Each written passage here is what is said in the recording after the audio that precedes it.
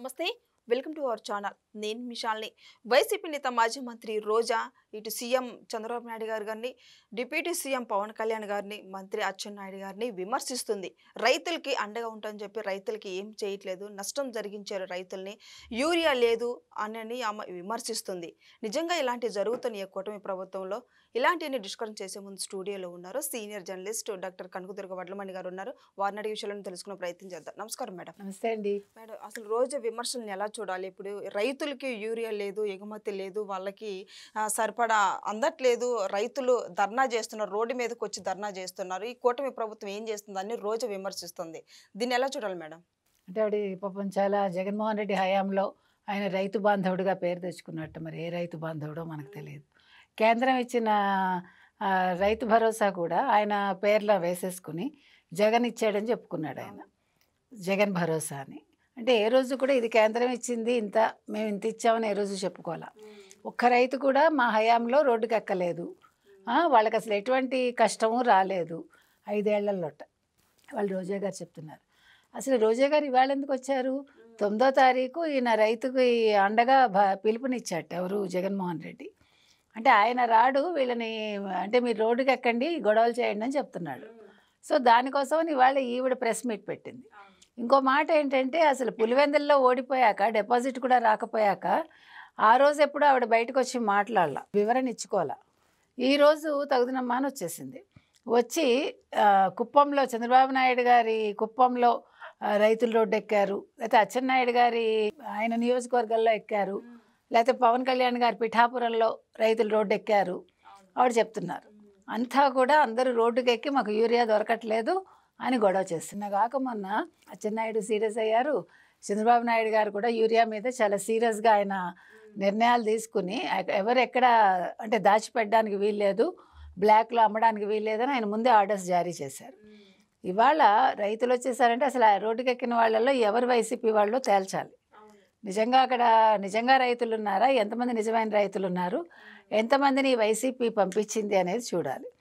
తర్వాత ఆవిడ అంటుంది రైతులకు కానీ రైతు అంటే కేంద్రం ఇచ్చిన యూరియా రైతు భరోసా కేంద్రాల్లో కానీ లేకపోతే సహకార సంఘ వాటిల్లో కానీ ఎక్కడా కూడా లేదు యూరియా అంతా ఏమైపోయింది.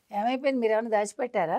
ఎరువులు లేవు, ఎరువులు లేదు, యూరియా లేదు, ఏదీ లేదంటే మరి ఇప్పుడు మీరు ధర్నాలు చేయడం కాదు, మీ దగ్గర ఉంటే మీరు తెచ్చి ఇవ్వండి. మీరంతా రైతులను ఆదుకుంటారు కదా, మీరు పంపిణీ చేయొచ్చు కదా. కనీసం మీ నియోజకవర్గాల్లో మీరు నగర్లో చేయండి, మీ జగన్మోహన్ రెడ్డిని పులివెందుల్లో చేయమనండి.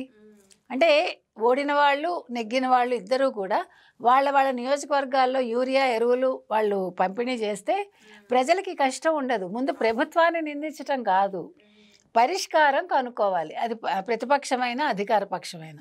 ఒకవేళ నిజంగా మీరు అధికార పక్షం విఫలమైంది అనుకుంటే మీరు ఇచ్చి ఇగో మేము ఇచ్చాము అని చెప్పి మీరు వీడియోలు పెట్టండి, మిమ్మల్ని అప్రిషియేట్ చేస్తారు అందరు ప్రజలు, రైతులు కూడా మీకు అభినందనలు అందజేస్తారు.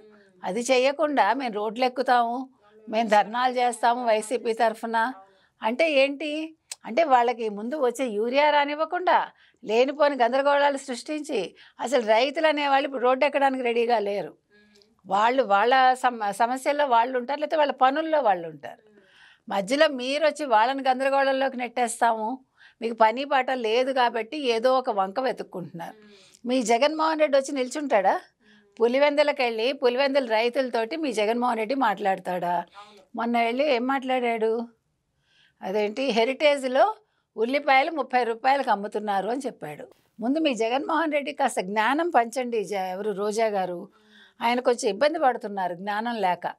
లేకపోతే అసలు హెరిటేజ్లో ఎక్కడైనా ఇదేంటి ఉల్లిపాయలు అమ్ముతారా? అసలు ఉల్లిపాయ అంటే ఏంటో అడగాలి ముందు జగన్మోహన్ రెడ్డి. మనం చెప్పుకున్నట్టుగా ఉల్లిపాయ అంటే బంగాళదుంప చూపిస్తాడు ఆయన. అంటే ఏం తెలియదు కదా. జగన్మోహన్ రెడ్డికి ఎప్పుడూ ఒక్కటే తెలుసండి, నోట్ల కట్టలు. ఆయన దగ్గర మాట్లాడేవి నోట్ల కట్టలు మాత్రమే. కాబట్టి చెప్పొచ్చేది ఏంటంటే, మీరు ఈ రోడ్డెక్కి ధర్నాలు చేస్తాము, ఈ బెదిరింపులు అవసరంలే. అసలు రోజాకి దమ్ముంటే ఇవాళ మనం చెప్తున్నాం, ఆవిడ వెళ్ళి నగరిలో ధర్నా చేయమనండి, రైతుల తరఫున పోరాడమనండి. మనం చూద్దాం ఇప్పుడు ఆవిడ ఎక్కడికి వెళ్ళి ధర్నా చేస్తుందో 9వ తారీఖున. ఎందుకంటే త్వరలో అరెస్ట్ అన్నారుగా మేడం, రోజే త్వరలో అరెస్ట్ కాబోతుందని సమాచారం వచ్చింది ఈ మధ్య. అవునండి. అది ఆ ధర్నా అయ్యాక అరెస్ట్ చేస్తారేమో చూద్దాం ఏమవుతుందో. ఆవిడకి ఇప్పుడు ముందు జగన్మోహన్ రెడ్డి గారు చెప్పిన పని చేయాలి కదా! ఆ హడావిడిలో ఉన్నారు. మూడో ఛార్జ్ షీట్ కూడా సిట్ వాళ్ళు వేయబోతున్నారు లిక్కర్ కుంభకోణంలో. ఇంకోటి ఇంకా ముఖ్యమైన పాయింట్స్ ఆవిడ ఏం మాట్లాడారంటే ఇప్పుడు మద్యం కుంభకోణం, తర్వాత ఏంటి గ్రనేటు ఇంకా ఏంటేంటో చెప్పింది ఆవిడ. కుంభకోణాలు చేస్తున్నారు ఈ ప్రభుత్వం అని. అక్రమంగా అరెస్టులు ఒకటి, ఈ కుంభకోణాలని వీళ్ళు చేస్తున్నారట. అది అంటే పాపం జగన్మోహన్ రెడ్డి స్క్రిప్ట్ సరిగా ఇవ్వలేదేమో. వాళ్ళ స్క్రిప్ట్ని ఇవిడ చదివేస్తోందేమో కొంపదీసి. అంటే జగన్మోహన్ రెడ్డి హయాంలో జరిగిన అక్రమాలు లేకపోతే ఏమంటారు స్కాముల గురించి ఆవిడ తెలుగుదేశం కూటమి చేసిందని దాన్ని మార్చి చెప్తోంది. ముందు స్క్రిప్ట్ చూసుకోమని మనం రోజా గారికి చెప్తున్నాం. ఈ కూటమి ప్రభుత్వం వచ్చి ఇంకా ఏడనర్థం కూడా కాలేదు. ఈలోగా వాళ్ళు అక్రమాలు చేయలేదమ్మా, అక్రమాలు చేసింది మీరు. నువ్వేమో ఆడుదాం ఆంధ్రాలో 119 కోట్లు చేశావు. అవన్నీ చూసుకొని ఆవిడకి చెప్తున్నాం. ఏది ఏమైనా ఇవాళ రోజా గారు వచ్చి పాపం ఏంటో ఎగిరెగిరి పడుతున్నారు. ఇది మామూలేలండి. అప్పుడప్పుడు వస్తారు, ఇలా కనిపిస్తారు, తళుక్కుమని వెళ్ళిపోతూ ఉంటుంది ఆవిడ. అంటే మళ్ళీ ఉనికి ఎక్కడ పోతుందో అని భయం. అంటే జగన్మోహన్ రెడ్డి దృష్టిలో పడుతూ ఉండాలి కదా.